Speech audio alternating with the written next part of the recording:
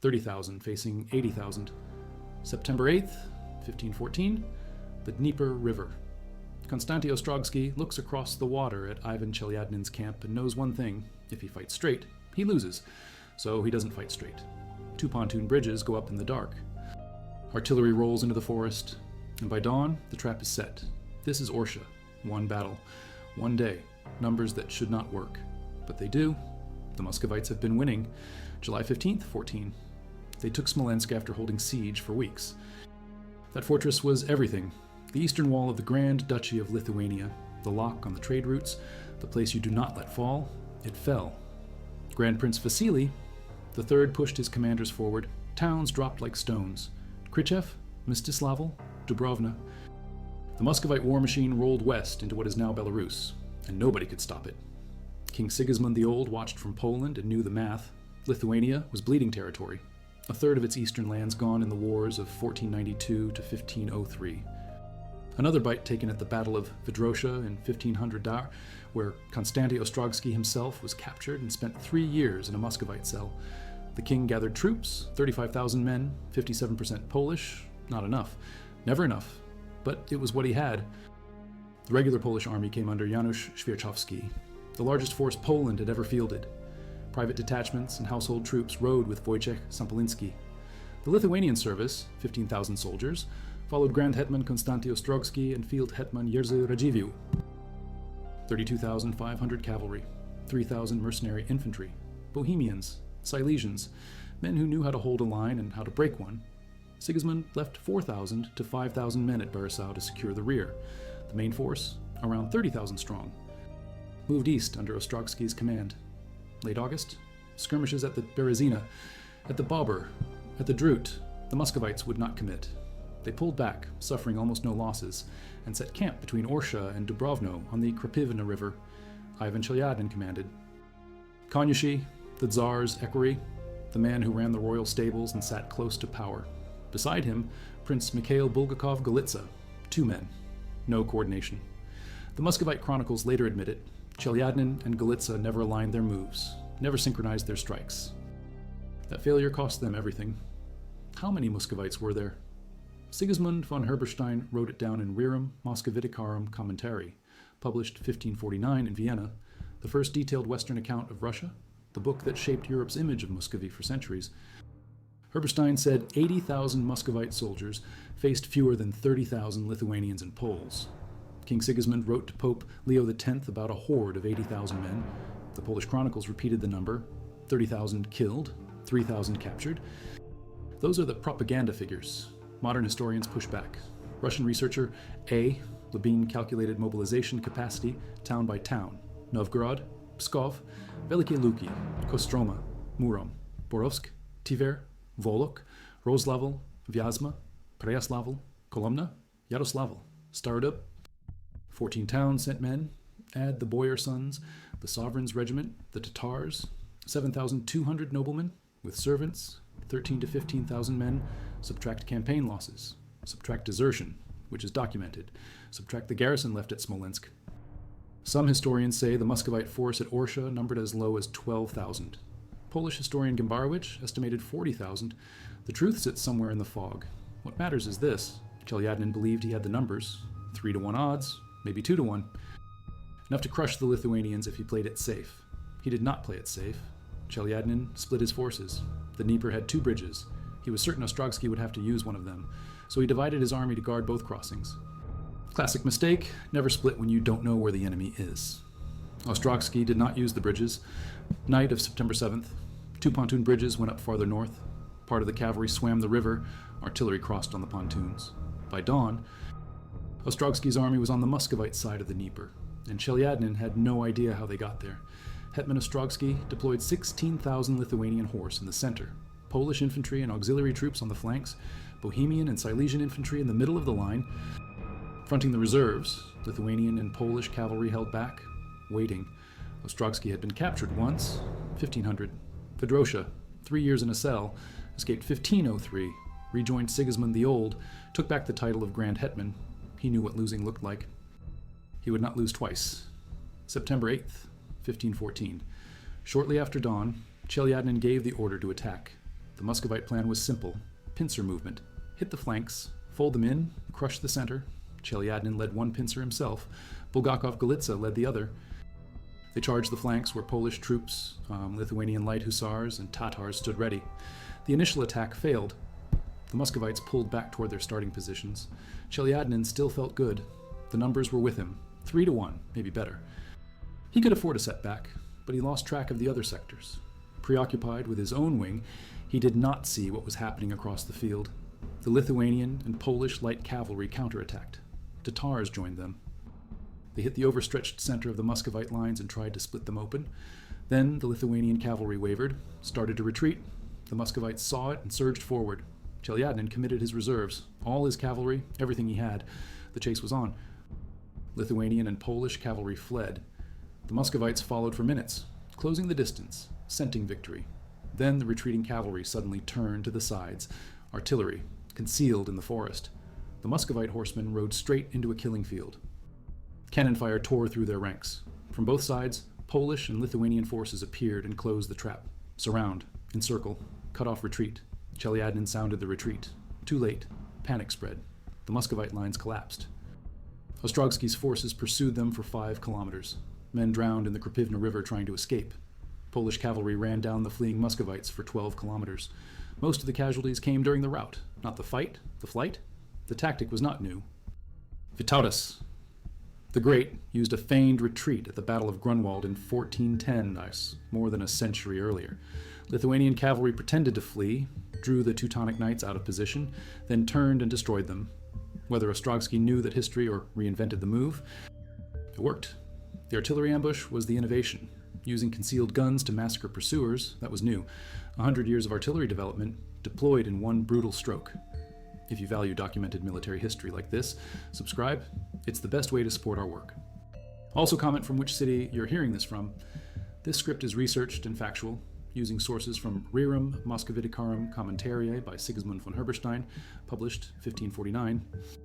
The earliest detailed Western account of Russia written by a Habsburg diplomat who visited Moscow in 1517 and 1526, and from the Polish historian Marek Pluczynski's essay, The Battle of Orsha, 8th September 1514, and Polish battles and campaigns in 13th to 19th centuries, published 2016 by Wojskowe Centrum Edukacji Obywatelskiej. Now back to the information. Sigismund von Herberstein reported 40,000 Muscovites killed. Polish chronicles said 30,000 dead and 3,000 captured. Among the captives, Ivan Chelyadnin and 8 other commanders. 46 commanders total, according to King Sigismund's letter to the Pope, 1,500 nobles, but extant Polish and Lithuanian documents list all captured nobles by name. 611 men, not 1,500. The kill count is likely inflated too. War always inflates the numbers, but even conservative estimates, 12,000 to 15,000 Muscovites against 30,000 Lithuanians, with thousands of Muscovite dead and the entire command structure captured. It was a catastrophe. The Lithuanians and Poles seized the Muscovite camp, 300 cannon, all of them, every gun, every supply wagon, every tent. The Muscovite army ceased to exist as a fighting force. Word reached Grand Prince Vasily III. His reaction?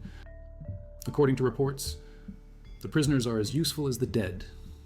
He refused to negotiate their return. Ivan Chelyadnin, the Konyushi, the man who ran the Tsar's stables and commanded the army, would die in a cell in Vilnius, just like Ostrogski had been held in Moscow. The symmetry was cold. Ostrogski's forces did not stop. They pursued the routed Muscovites and retook strongholds. Mstislavl, Krishev, towns that fell in July, came back to Lithuania in September. The Muscovite advance stopped for 4 years. But the Lithuanian and Polish troops were exhausted. They could not besiege Smolensk before winter. Ostrogski did not reach the gates of Smolensk until late September, giving Vasily the third time to prepare a defense. Smolensk stayed Muscovite. The war dragged on until 1520. The peace treaty of 1522 forced Lithuania to cede about a quarter of its possessions, including Smolensk.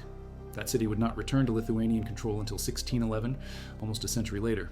So Orsha was a tactical masterpiece and a strategic stalemate. Lithuania won the battle. Moscow won the war. But the battle mattered. It mattered in Europe. When news of Orsha spread, Emperor Maximilian I of the Holy Roman Empire broke his alliance with Moscow. 1515, Vienna. Maximilian and Sigismund the Old signed a peace treaty that collapsed the coalition of Moscow and the Habsburgs against the Jagiellonians. Poland and Lithuania were no longer isolated. Muscovy was no longer seen as the inevitable eastern juggernaut. Orsha proved they could be beaten. Some of the more famous Muscovite prisoners were sent to the courts of Europe, Budapest, Venice, a propaganda tour. Look at these captive schismatics. Look at Poland and Lithuania, Europe's outpost against the Orthodox horde. The Commonwealth used Orsha to polish its image abroad, to position itself as the defender of Catholic Europe. It worked. Konstanty Ostrogski returned to Vilnius in December 1514, triumphal entry. To commemorate the victory, he built two Orthodox churches, the Church of the Holy Trinity and the Church of St. Nicholas. Both still stand. Impressive examples of Orthodox architecture in Lithuania, built by a man who remained Orthodox his entire life despite serving a Catholic king and fighting an Orthodox enemy. Ostrogsky gave generously to Orthodox churches and schools. He died in 1530, buried in the Kiev-Pechersk Lavra, the cave monastery, one of the holiest sites in Orthodox Christianity. Devout to the end, he was the first man to hold the title of Grand Hetman of Lithuania. Appointed September 11th, 1497, for his victory near Ochakiv against Mehmed I, Gire's Tatar forces, lost at Vedrosha in 1500, captured for 3 years, escaped 1503, reinstated, won at Orsha in 1514. Tried and failed to besiege Opochka in 1517, a serious defeat that killed hopes of reconquering Smolensk. But the legend was made at Orsha. Historians called him the Scipio of Rus or Lithuania, comparing him to the Roman commander who defeated Hannibal. One account says he fought 64 battles and lost only 6. Another says 33 battles, lost 2. The numbers vary. The reputation does not. He owned about 100 cities and 1,300 villages, centered around Austria and Volhynia. Wealth from victories. Wealth from awards, wealth from reimbursements for war expenses. He was voivode of Trakai, Castellan of Vilnius. Sigismund the Old changed the order of the Lithuanian Council of Lords to give Ostrogski first place among the laity and the right to use a red wax seal. That was power. His subordinates at Orsha, Jerzy Radziwiłł, Janusz Świerczowski, Witold Sampoliński, Jan Tarnowski. Tarnowski would become hetman of the crown. Good men under a good commander. 30,000 against what Chelyadnin thought was 80,000. What modern historians think was maybe 40,000 or maybe less. It does not matter. They were outnumbered, and they won. At the tomb of the unknown soldier in Warsaw, an inscription reads, Orza 8 Naumwit 1514. In Lithuania, the Ministry of Defense and the government commemorate the battle every year with concerts, conferences, military parades. Belarusians see it as a symbol of national revival. Ukrainians claim Ostrogski as their own. He was a Ruthenian prince, after all. The battle belongs to everyone who fought under the banners of the Grand Duchy of Lithuania and the Kingdom of Poland that day. A painting of the battle exists. Artist unknown, probably from the circle of Lucas Cranach the Elder. Meticulous details suggest the artist witnessed the battle himself. There is a self-portrait, an unarmed figure in German costume, sitting on a tree stump on the bank of the Dnieper, watching the fight, framing his field of view with his hands. The painting is called the Master of the Battle of Orsha. Oil on wood, probably after 1524 or even 1530. It is the only work of its kind in the Polish Renaissance, currently kept in the National Museum in Warsaw. The battle plan discussed the night before involved risk. Ostrogski knew the enemy had 3 times his numbers, maybe more. A straight fight would be suicide, so the Lithuanian cavalry would feign retreat and lure the Muscovites into an artillery ambush. Artillery would determine success. This was not an accident. This was a calculated gamble. Ostrogski spent the night before the battle in prayer. Sources say he made a deal with God, a treaty between a vassal and a suzerain. If God granted victory, Ostrogski would build churches. He kept that promise. The morning of September 8th, unexpected crossing of the Dnieper, Chelyadnin had split his forces to guard the 2 bridges and found himself outflanked. His confidence in numbers made him careless. He believed the odds would save him even if he made mistakes. They did not. The failure to coordinate with Bulgakov-Galitsa, Muscovite chronicles admit this openly, cost them the center. When the Lithuanian cavalry retreated, Chelyadnin saw victory and threw everything forward. The trap closed. Artillery from the woods, cavalry from the sides. 5 kilometers of pursuit, thousands dead in the rout, 3,000 prisoners, 611 nobles listed by name, Ivan Chelyadnin among them, a boyar from an old family. The Chelyadnins descended from Ratsha, a court servant to Prince Vsevolod II of Kiev. Gavrila Aleksich, Ratsha's great-grandson, was a boyar under Alexander Nevsky and played a role in the Battle of the Neva. The Chelyadnin family often occupied the highest positions at court. Ivan Andreyevich. Chelyadnin was Konyushi, voyevoda from 1508 to 1509, took part in multiple battles with Lithuania. At Orsha, he was captured, died in a cell in Vilnius. The family went extinct in the 16th century when Tsar Ivan IV, Ivan the Terrible, executed Ivan Petrovich Fedorov Chelyadnin, another influential boyar from the Chelyadnin line. The family that served princes and czars ended in blood. Vasily III's remark, "The prisoners are as useful as the dead," is brutal even by 16th century standards. He could have ransomed them. He did not. Some say it was anger, some say it was strategy. If you pay to get your commanders back, you admit weakness. If you let them rot, you send a message. Failure is not tolerated. Either way, Chelyadnin died in Vilnius. The war continued. 1515, 1516, 1517. Small battles, raids, sieges. Nothing on the scale of Orsha. Finally, 1520, a truce. 1522, a formal peace. Lithuania ceded territory. Moscow kept Smolensk. The balance of power shifted east. Over the next century, the Grand Duchy of Lithuania and the Kingdom of Poland would unite more formally. The Union of Lublin in 1569 created the Polish-Lithuanian Commonwealth. That Commonwealth would fight Russia again and again.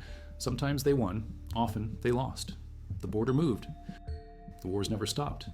But Orsha stood as proof. You could beat the Muscovites, you could outwit them, outmaneuver them, trap them, 30,000 against 80,000 or 40,000, or whatever the real number was. Pontoon bridges in the night, artillery in the forest. Feigned retreat, encirclement, victory. It inspired warriors in later conflicts. The Livonian War, the Cossacks, the rebels of the Second World War. Memory of Orsha carried forward, not just as history, as hope. In 1514, the Grand Duchy of Lithuania was in danger. Moscow had been chipping away at its eastern land since 1487. Quiet annexation, slow strangulation. Smolensk fell in July 1514. More towns followed. The Muscovite machine seemed unstoppable. Then Orsha, September 8th. One day, one field. Konstanty Ostrogski, age 54, Dax, a man who had been captured and escaped, a man who knew defeat, stood on the banks of the Dnieper and made a plan. Cross where they do not expect, hit them where they are weak. Make them chase, destroy them when they are spread thin. It worked. The artillery ambush was the key. Historians call it the first use of concealed artillery to massacre pursuers in a feigned retreat. A tactic that combined steppe warfare, the feigned retreat was Tatar specialty, with European firepower. Innovation born of desperation. Ostrogsky had Tatars in his ranks. He had Polish heavy cavalry. He had Lithuanian light horse. He had Bohemian and Silesian infantry. He had 300 guns, but the Muscovites had 300 too. So he hid his, waited, let the enemy come, then opened fire. The Muscovite cavalry rode into a narrow place between ravines and spruce forests. Sigismund Herberstein described it in Rerum Muscoviticarum Commentary. Narrow ground, no escape, artillery on all sides. The Lithuanian and Polish forces held the center, feigned retreat on one flank, lured the Russians into the kill zone, deadly fire. Then Polish men-at-arms struck. Bulgakov Golitsa, commanding the other wing, watched his rival's troops get slaughtered. Coordination failure, rivalry, ego. The Muscovite army tore itself apart before the Lithuanians finished the job. Many Russians drowned in the Krapivna River. The pursuit went 12 kilometers. The battlefield became a slaughterhouse. When it ended, the Muscovite camp was in Lithuanian hands. 300 cannon, supplies, command structure gone, army destroyed. Ostrogsky did not waste time. He chased the remnants and retook towns. Mstislavl, Krychev, pushed east, tried to reach Smolensk, failed. Winter came. Vasily III fortified Smolensk. The fortress held. Strategic victory stayed with Moscow. But tactical victory, clear, total, undeniable, belonged to Ostrogsky. He entered Vilnius in December. Heroes welcome, built the churches, lived another 16 years, fought more battles, lost some, won most, died rich, powerful, respected. The Orthodox hetman who served a Catholic king and beat an Orthodox czar. A contradiction that made sense in the Grand Duchy of Lithuania, where faith and politics were always tangled. His son, Konstanty Ostrogski, carried the name forward. His grandson continued the line. The family became one of the great magnet houses of the Commonwealth. Wealth, influence, power, all built on victories like Orsha. The painting in Warsaw shows the moment. Chaos, cavalry clashing, artillery firing, the Muscovites on the left, the Lithuanians and Poles on the right, the Dnieper in the background, the self-portrait of the artist sitting by the river, watching, documenting. This is how history gets made. Someone fights, someone watches, someone writes it down, someone paints it, and 500 years later, we know what happened on September 8th, 1514. Sigismund von Herberstein's book went through 10 editions in his lifetime: Latin, Italian, German, French, English. Everyone in Europe wanted to read about Russia, the mysterious principality in the east, the absolute monarchy, the Tsar who ruled like no other monarch. And in the middle of that book, the Battle of Orsha, 35,000 facing 80,000. The skillful and courageous Lithuanian military leader, Konstanty Ostrogski, the unimaginable number of soldiers, the victory against the odds. Herberstein became a bard to the Grand Duchy of Lithuania. Even though he was an Austrian diplomat working for the Habsburgs, his book shaped how Europe saw Eastern Europe for centuries. That is the power of Orsha. It was not just a battle, it was a story that traveled. A story that convinced Emperor Maximilian to break his alliance with Moscow. A story that gave Poland and Lithuania a reputation as defenders of Europe. A story that Belarusians, Lithuanians, Ukrainians, and Poles all claim as their own. A story that lives in paintings, in churches, in commemorations, in military parades, in history books, in Wikipedia articles, in YouTube documentaries, and it lives in the ground. Near Orsha, in the Vitebsk region of Belarus, where the Dnieper and Orsha rivers meet, the battlefield. The place where 30,000 faced 80,000, or 40,000, or maybe fewer. The place where artillery roared from the forest and cavalry turned from retreat to attack. The place where the Krapivna River ran red and Muscovite banners fell. The place where Konstanty Ostrogski proved you do not need the biggest army, you need the best plan. September 8th, 1514, 8 in the morning, Chelyadnin orders the attack. By afternoon, his army is destroyed. By evening, he is a prisoner. By December, he is dead. Vasily III keeps Smolensk but loses the image war. Europe sees Moscow as beatable. Poland and Lithuania survive another century. The Commonwealth forms. The wars continue. But Orsha stands as the moment, the point where the unstoppable met the immovable and broke. 511 years later, the inscription at the tomb of the unknown soldier in Warsaw still reads, Orza 8-9-1514. Lithuania still commemorates it. Belarus still claims it. Ukraine still honors Ostrogsky. And historians still argue about the numbers. 80,000 or 40,000 or 12,000, 30,000 killed or 10,000 or 5,000. The fog of war never clears. But the result is not in doubt. Ostrogsky won. Chelyadnin lost. Artillery decided it. And Europe learned that Muscovy could bleed. In 2016, Marek Plewczyński, Polish military historian, wrote about Orsha in Polish battles and campaigns in 13th, 19th centuries, published by Wojskowe Centrum Edukacji Obywatelskiej. He analyzed the sources, weighed the numbers, reconstructed the tactics. In 2009, Russian historian A. Lobin published «Ka вопросу о численности вооруженных сил российского государства в 16 wars in Studia Slavica et Balkanica Petropolitana». He calculated the Muscovite forces town by town, trimmed the inflated figures, arrived at 12 to 15,000 men at Orsha. These are serious historians using archival documents, mobilization records, chronicles from both sides. They do not agree on everything, but they agree that Orsha was a significant battle, that Ostrogsky was a skilled commander, that the feigned retreat and artillery ambush were decisive.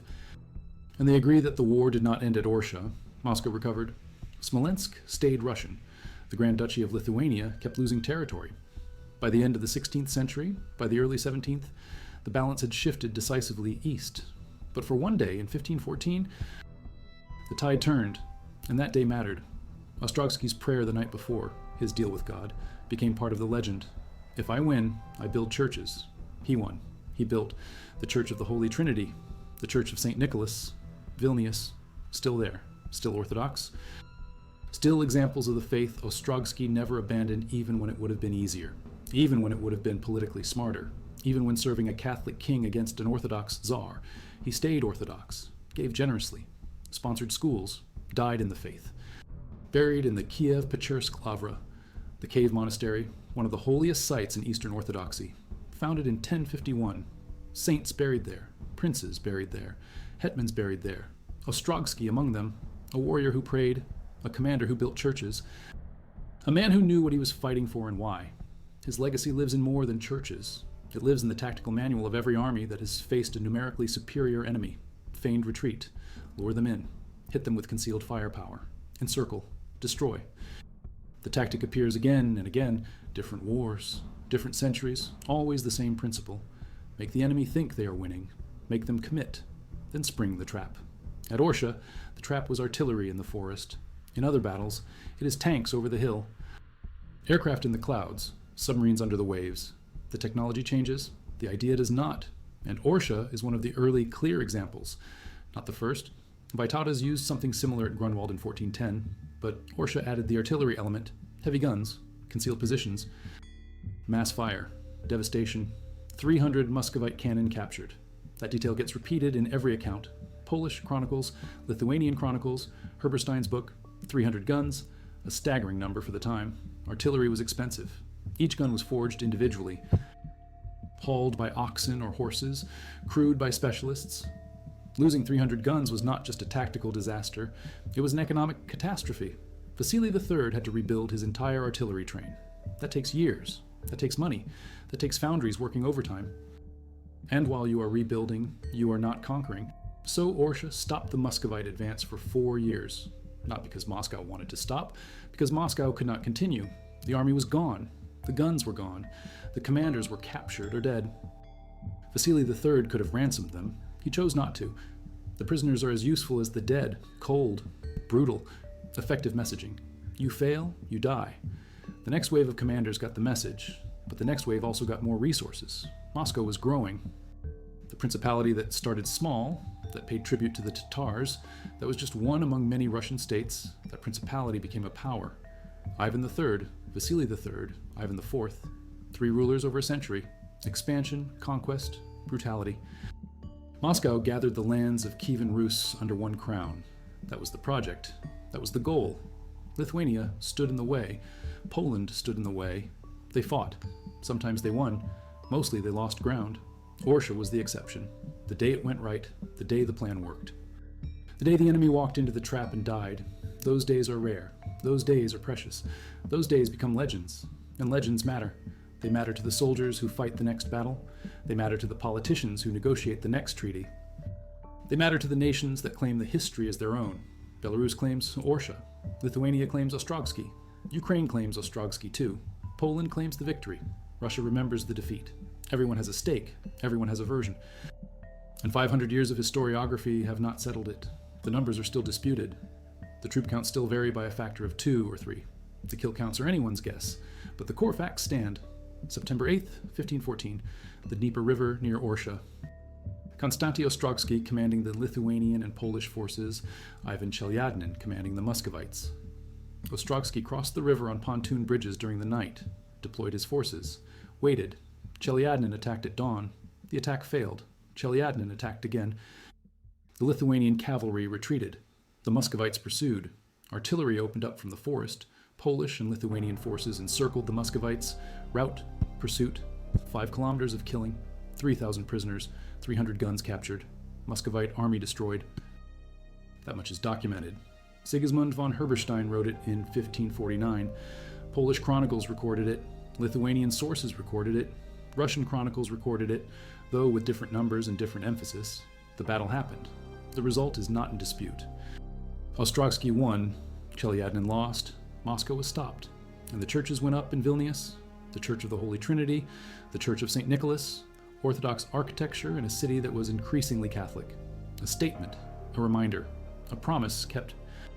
Ostrogski stood in Vilnius in December 1514 and built what he said he would build, gave thanks, moved on. 16 years later he was dead, buried in Kiev, remembered as one of the greatest military commanders of his age, the first Grand Hetman, the victor of Orsha, the man who beat the odds and wrote the manual on how to do it.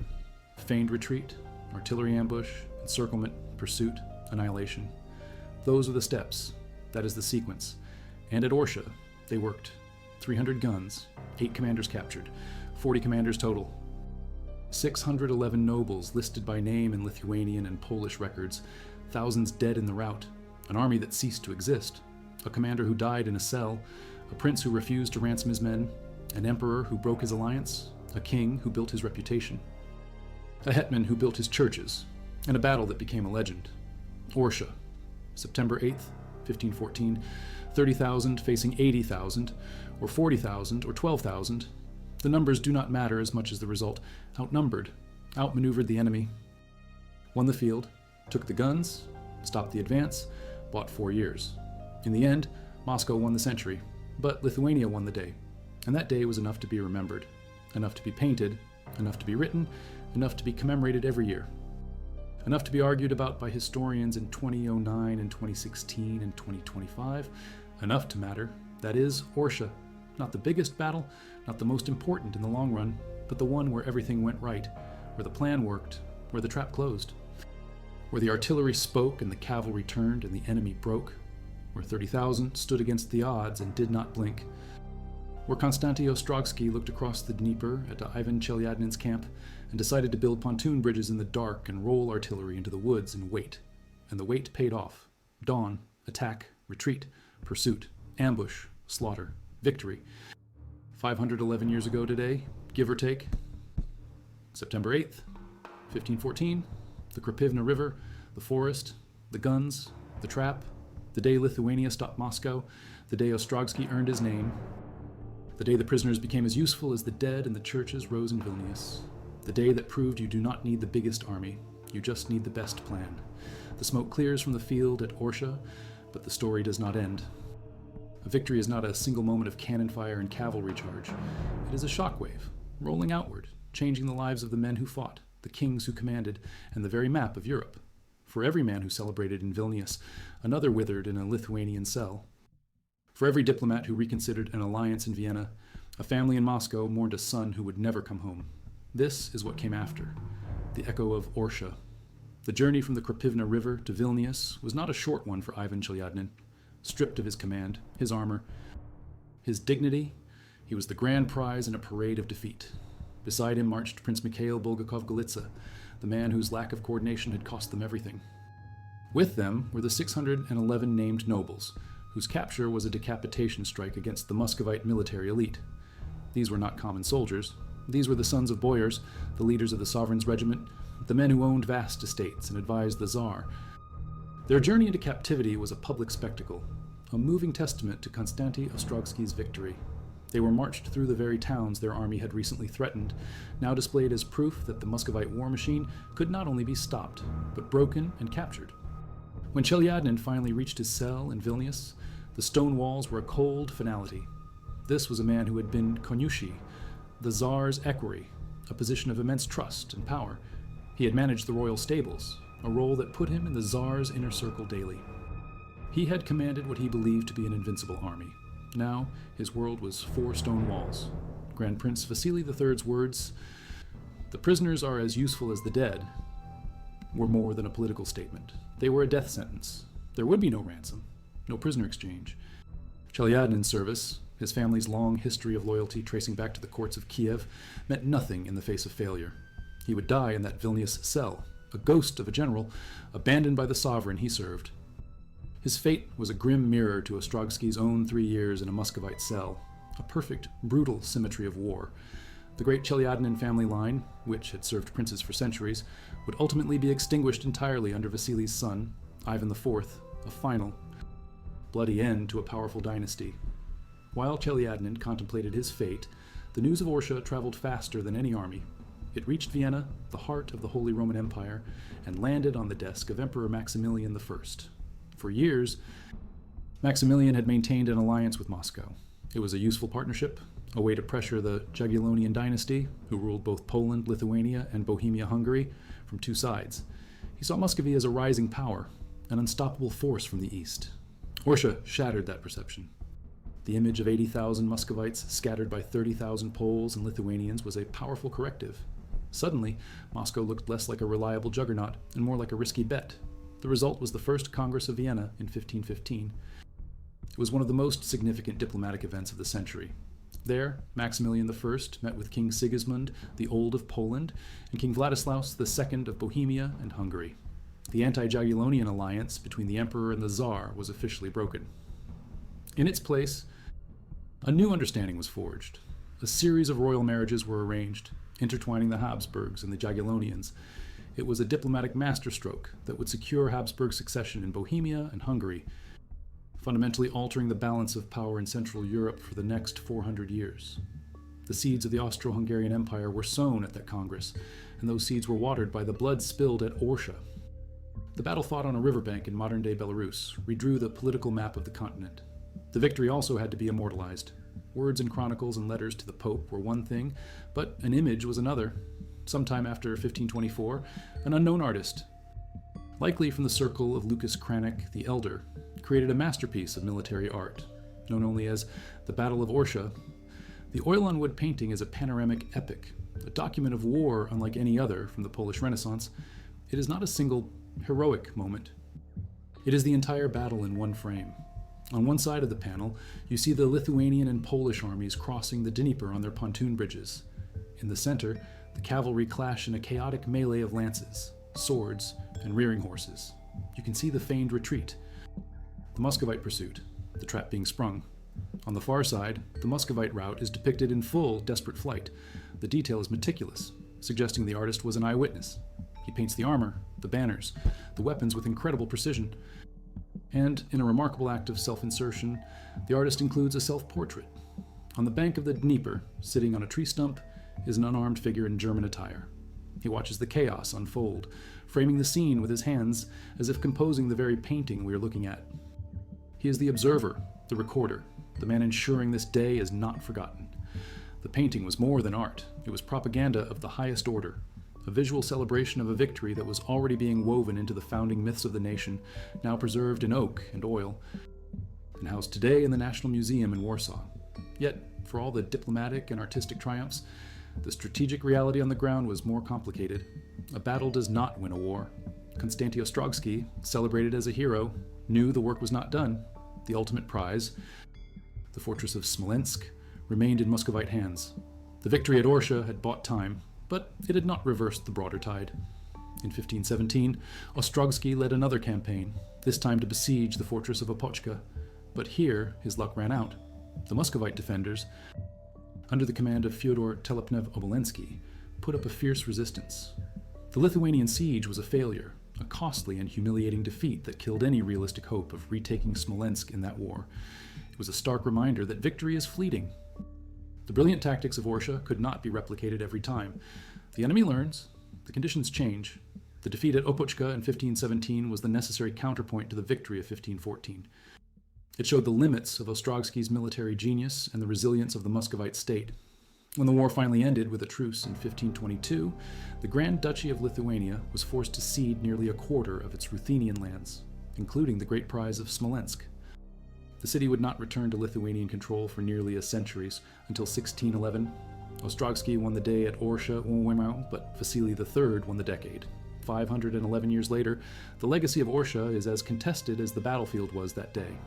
For Lithuania, it is a cornerstone of national pride, a day commemorated annually by the armed forces, a symbol of their historic martial prowess.